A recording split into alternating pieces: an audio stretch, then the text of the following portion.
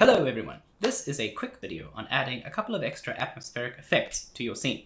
So we already started that in the last video by adding light shafts to our sun, so it looks as if there's a little bit of particles in your scene floating around which the light is bouncing off of.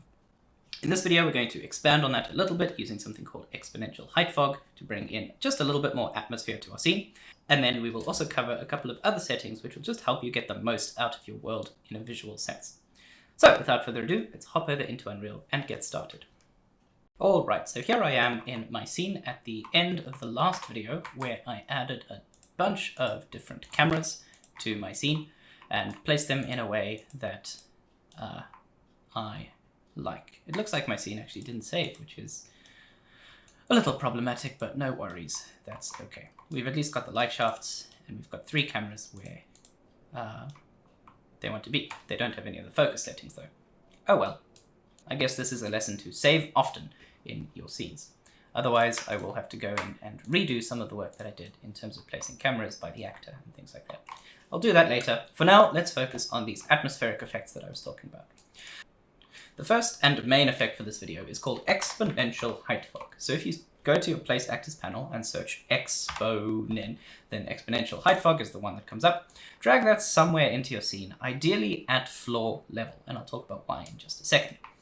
Once you've done that, depending on the size of your scene, it may look like nothing has actually happened, but there is a subtle difference. If you look at the mountains in my background, these mountains are now a little bit fainter than they were before. So let's turn Exponential Height Fog off. This is what my scene looks like with Exponential Height Fog off.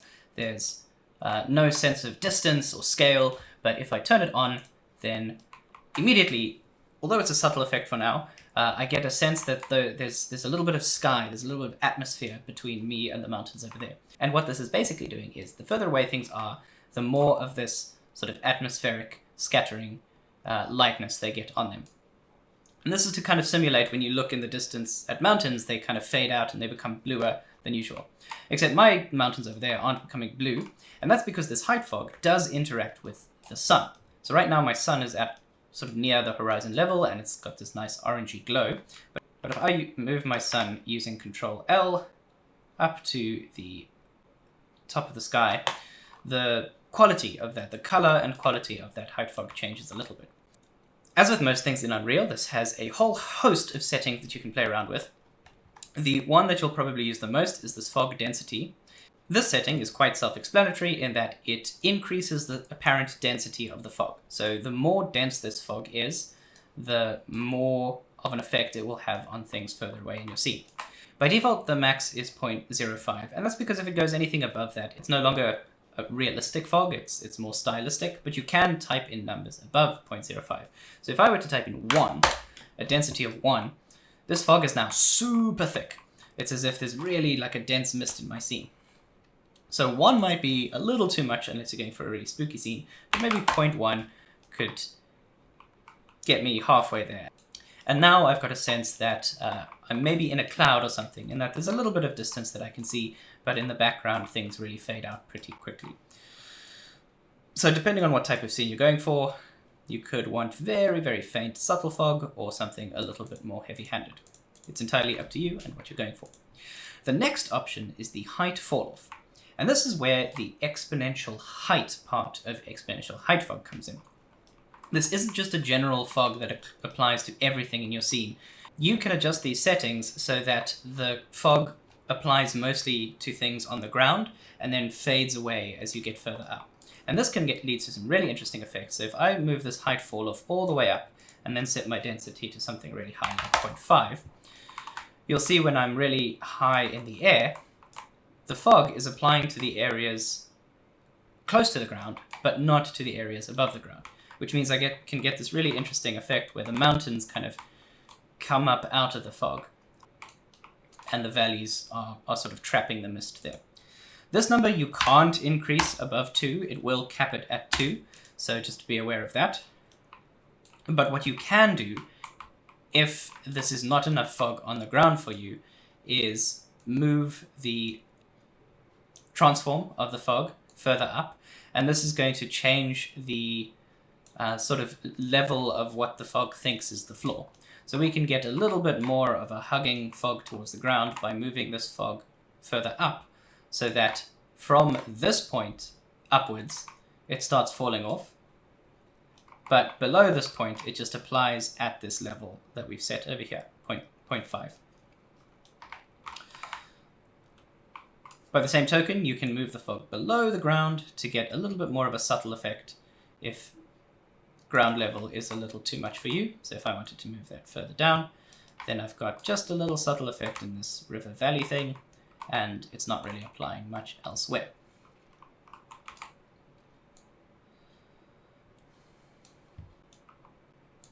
Below height fall off, there is a second fog data, and this is just a way if you wanted both this fog that was really close to the ground that I've got over here, but then also another fog on top of that, which was less close to the ground and applied generally across your scene. You could create a second layer of fog with a lower fall off, for example, and then this fog, low fall off, would mean that it would apply generally throughout the scene. So if you wanted to have two different fogs layered on top of each other, this second fog data is for you. I generally don't use that unless I really need it, so I'm going to leave that off. Right below second fog data is the in-scattering color. Right now this is black, but the fog has a sort of does have color to it. It's got this this general grayish color. By default, the fog is going to try and replicate the lighting conditions of the scene as much as possible. So if you've got this neutral light coming from above, the fog is going to be this sort of neutral grayish color. And then if we were to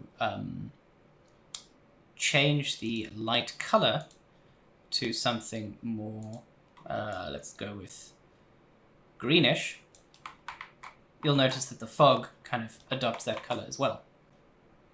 Let's set light back to default. And similarly, if we move our light further towards the horizon, you'll see that the fog kind of follows and turns a little bit orange, reflecting the light that's coming from this main sunlight. Which is all to say, there is another setting on this exponential height fog called in-scattering color. And this is interesting because it does change the color of the fog, but just like the scattering setting in the water video, this in-scattering color adds brightness to your scene. So if I go into this color wheel and increase the brightness of my fog, it's sort of it's as if light is bouncing around this fog and sort of adding brightness to the scene. Similarly, if I were to put this to a sort of bluish spectrum, even though the fog is generally turning blue now, it's also lightening up the scene. This can be a really interesting effect because you can go for something really mysterious if you increase this fog really, if you make a very dense fog and then add a little bit of brightness. It definitely gives you a sense that you are inside some sort of cloud. But just be aware that when you do add color to this fog, you're not taking away light from the scene, you're adding light to the scene.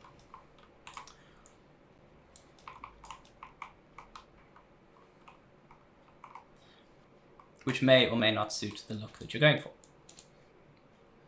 So that's all possible using the in-scattering color, which I will now set back to default. You can see that at default, all of the extra light that was being added to my scene is taken away. So that's why the default of this is black, because it means that no additional light is being added to your scene. The other three settings, maximum opacity, start distance, and cull distance, are a little bit more specialty, and you might not find yourselves using them that often. If you hover over max opacity, it says a value of 1 means the fog can become fully opaque at a distance and replace the scene entirely. So what that means is, let's set my density up something stupid like 2. And set the height fall off down low as well. You know what, even higher than 2, let's go with 10, and there we go, it's entirely replacing certain parts of my scene. So I've just set the density to really high, and that means that at a certain distance, about just a couple of meters in front of the camera, the scene is entirely replaced with the fog color. But if we set the max opacity down a little bit, this brings back some of that scene color. So this is just a way to set what the maximum replacement color of the fog is going to be. Can be useful in some situations, but I don't use it that often. Let's set the density back to 1. The start distance, so right now the start distance of the fog, it's as if it is all around the scene, and it starts right in front of the camera. But if you wanted to be able to push that distance back a little bit, so that we have some fog in the distance that's really dense, let's set that to 10. We've got some fog in the distance which is really dense, but it doesn't start until we are 50 meters away from the camera. Let's set that back to 0 and set the density to 1 again. And then the last option, the cutoff distance, tells you how far away the fog should stop. If you start using the slider, it's already a huge value. It's 100,000 units, so that's 1 kilometer. But just for demonstration purposes, if I set this at 5,000, you can see that the fog is stopping 50 meters away from the camera. One reason you may want to set a cutoff distance is that you will notice the sky at the moment has been sort of taken over entirely by the fog. So the fog is has entirely covered the sky, as you would expect if you have a super dense fog that is all around. You don't really see the sky often if there's a dense mist surrounding you. But if you had a lower density fog, so something like 0.1 or even 0.01, because the sky is so far away, even though the fog isn't really affecting the world that much, it still affects the sky quite drastically. So one reason to set a cutoff distance is if you set a cutoff distance pretty high with a relatively low density, your fog is still affecting the entire world, but it isn't affecting the sky. So this is a way that you can get a little bit of a sense of fog, but not have to worry about it completely occluding the sky. Without a cutoff distance, the sky is occluded by the fog. With some cutoff distance, the sky is still visible, because it is the sky is sort of infinitely far away. I will add that the sky is only affected if your height fall-off is low enough. So with a high enough height fall-off, the fog doesn't ever reach the sky, so we don't have to worry about it. So it's only if your fall-off is very low. You can sort of see, if you look in this area over here where there's the horizon, at a fall-off above 1, the fog cuts off before we see the sun. I bet that'll make a really nice sunset. Yeah. But then with a fall-off below 1, the fog starts encroaching up into the sky, where at a certain point the sun is entirely snuffed out by this misty, foggy smog. Okay, so I'm going to spend a little moment just tweaking these settings to what I want it to be. I want a little bit of fall-off, no cutoff distance, maybe some blueness to it, so that my mountains look a little blue in the distance. And then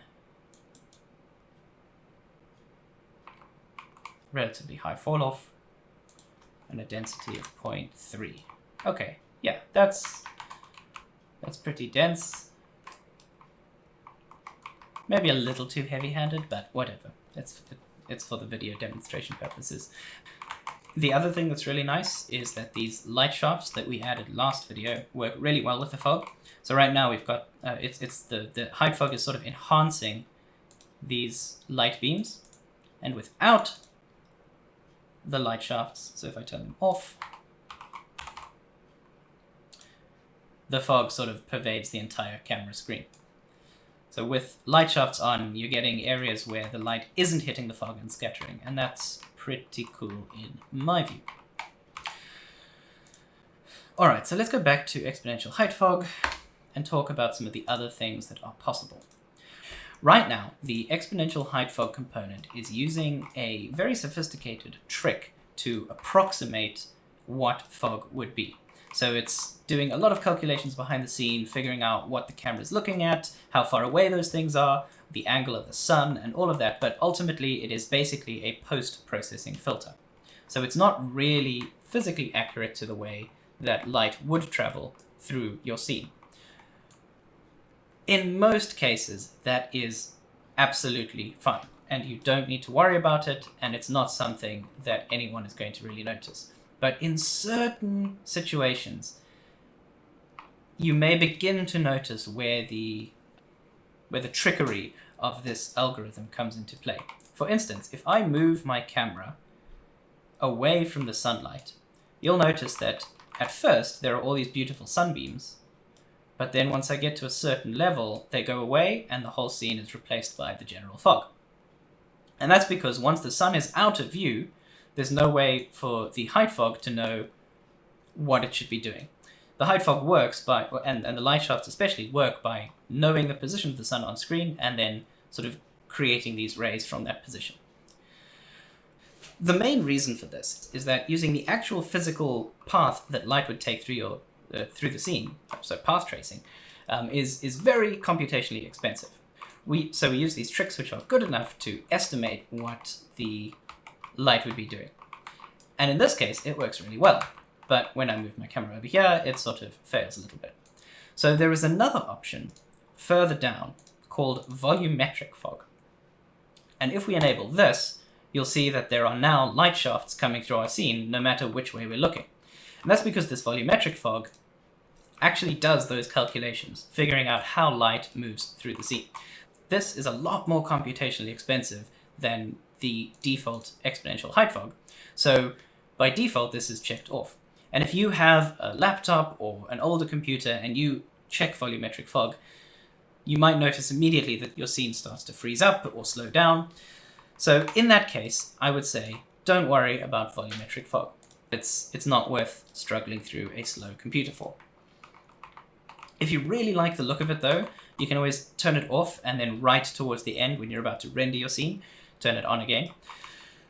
But in short, this volumetric fog is a nice bonus to have, but it is not something that is super essential because we do have the standard exponential height fog to be able to fall back on.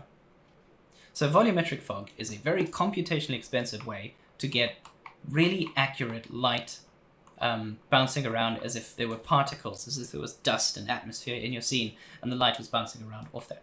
And that's why we're able to look at this, the light shafts coming from this tree, and if I'm looking at a certain angle, you can still see all these light shafts, these beautiful sunbeams glittering away as if this was a very dusty environment. Just like with normal height fog, there are a couple of settings that you can play around with. Scattering distribution is an interesting setting that takes a long time to get used to. If you set your scattering distribution high, you'll get a really bright sunspot because it's as if the particles in your scene are bouncing light forward. So you're kind of multiplying the source of light in your scene, and it looks like when you look at your sun, it looks as though there's a lot of really bright light coming from that sun. What it means is that you can get some really intense God rays coming from your sun, but it also means that the bright spot in the sky is a little bit overwhelming. If you set your scattering function to below 0, what that means is that very little light is scattering forward, but a lot of it is scattering back. So it's as if your sky is made up of a lot of mirrors. And if you look at the sun, you won't see much influence from this volumetric fog, but if you look away from the sun, you'll see a very strange hotspot in the sort of opposite direction of your sun. So negative scattering can be a little bit weird at times, and I don't use it that often. But if you set your scattering to something more neutral, like just above 0, then that means that the general atmosphere is scattering light all over. So it doesn't have a specific direction, and that's where you can get these really nice sunbeams coming through your scenes and through your trees. So the default is 0.2, and unless you have a specific reason, I'd say just leave it at 0.2. Albedo, this is the general color of your fog, so this is where we can get some interesting, different, otherworldly volumetrics, or just a little bit more orange to complement the orange glow of your sunset, or something a little bit more blue to make your mountains more blue. The exact creative direction is entirely up to you. Unlike the earlier exponential height fog, where there was just one color called in-scattering color, This volumetrics allow us to control two different types of color. First is the albedo, and this is the color of the particles themselves. So in this setting, you're not actually adding light to the scene. You are purely changing the color of the fog that is there already, not the brightness of it. Which means that if we set this to red, we'll still have dark shadows, but we'll have bright highlights where the light is coming through. Same for blue and same for green. On the other hand, there is an emissive color option, and this is similar to that scattering from the earlier fog, in that this is a way that we can add light to the scene. So this is as if the volumetric particles in our scene are adding light to the scene. So this is what you would use to get a similar effect from the in-scattering color in exponential height fog.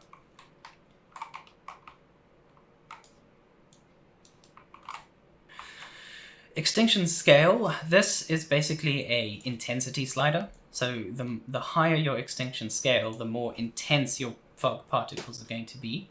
So if I set this to 10, it's really adding the density of that fog to the scene.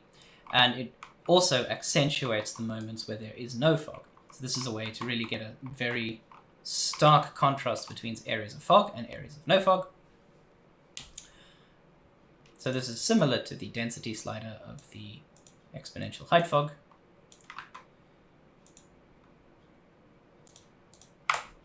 I'll set that back to 1. And then lastly, there is the view distance. So the view distance on the volumetric fog is quite important because, as I've mentioned, the volumetric fog is incredibly resource intensive. So it is very important that we set a maximum view distance, because if this fog extended out infinitely into a scene, I don't know if you can tell, but my computer is kind of choking up a little bit with a view distance so far away. So by default, they cap your view distance at 60 meters, which means that out to 60 meters, your fog system is using this volumetric setting, but then beyond that, it falls back to the exponential height fog. If there's some reason that you did really need volumetrics a little bit further out, you could increase that a little bit, and if you only needed it a tiny little bit in front of your camera, you can reduce that, but for the most part, setting it at the default is probably fine. And that's pretty much all there is to it, other than adjusting all the settings that we've just gone through. So to recap very quickly, the exponential height fog, if I turn volumetric fog off, exponential height fog is a way for us to add a little bit of atmosphere to the scene. You can control whether the fog sort of applies to the whole sky dome of your scene with a low fall off, meaning that the fog extends way up into the sky, or with a high fall off, you can say that the fog only applies in areas close to the ground, and you get some really nice misty valleys. With that, you can use the in-scattering color to add different amounts of color to your fog, but do be careful that this is emissive, so it is adding extra brightness to your scenes. And of course, dare I forget to mention that you can change the density of that, so you have a really dense fog or something a little bit more subtle. Don't forget that this density is a slider that is capped at 0.05, so if you want to increase it above 0.05, you have to manually type in the value that you want it to be. If exponential height fog is not good enough for you and you want a little bit extra punch to your scenes, and you have a computer that can handle it, then you can tick the volumetric fog, and this will add a bit more physical realism to the close-up areas in your scene, and you'll be able to get some really interesting light rays bouncing throughout your scene in a way that you couldn't with just exponential height fog. And this volumetric fog comes with its own controls, which we've just gone over, so I won't go through again. That's pretty much it for the fog controls. And now you should have a good toolkit to be able to begin to add a little bit of extra atmosphere to your world and create something either scenic and expansive, or mysterious and misty, or any other atmosphere that you are going for. So that's pretty much it on the fog. There's just one more thing that I want to talk about briefly before I let you go, and this has something to do with adding a little bit of extra juiciness, atmosphere to your scene. Because we spent so long getting the lighting details for the fog correct, this river is beginning to stand out to me as a little bit of an eyesore. It's just not really fitting into the scene very well. And if you have another type of body of water, if you have a lake or an ocean or a river in your scene, you might be experiencing similar thoughts, in that your general scene looks really good and atmospheric, but this water just isn't really doing it to you, no matter how much you tweak those material settings that we covered in the previous video. The main reason is that the reflections on this water are not working. Unfortunately, the way that Unreal Engine 5 handles reflections by default is not yet supported by the water material. What do I mean by that? The way that Unreal Engine 5 does reflections is using a system called Lumen. So Lumen is the new lighting engine for Unreal 5, and it's really exciting, but it's also new, which means that it's not fully supported across all different areas of the engine yet, and sadly water is one of them. To show you a little bit more about the general reflections, I'm going to search for a sphere object, drag it into my scene, and then add a material which I've just created. So actually, let's go ahead and delete that and create the new material. Again, I'm going to right click, say material, call this M_shiny. I know it's hidden by this little box here, but I'll just prove that I'm calling it M_shiny. Double click on that, and then add a very quick, I'm going to add a float1 parameter with a value of 1 into base color and metallic. So this is going to be a white metallic object with 0 roughness. So a very smooth metallic object. Super smooth, super shiny. Close out of that and drag this new material onto my sphere. You'll see that this sphere is reflecting, in general, the scene around it. If I move the sphere into the sort of darker area where I've addressed all these trees, you can see that it is reflecting all the trees and the sky around it in these dark areas over here. And it all looks pretty good, especially if you had just some random metals in your scene. This would be a great way to make those seem a little bit more reflective. Also, if you have your mannequin in the scene and zoom in on the mannequin, you'll see that there are a little bit of reflections on the mannequin as well.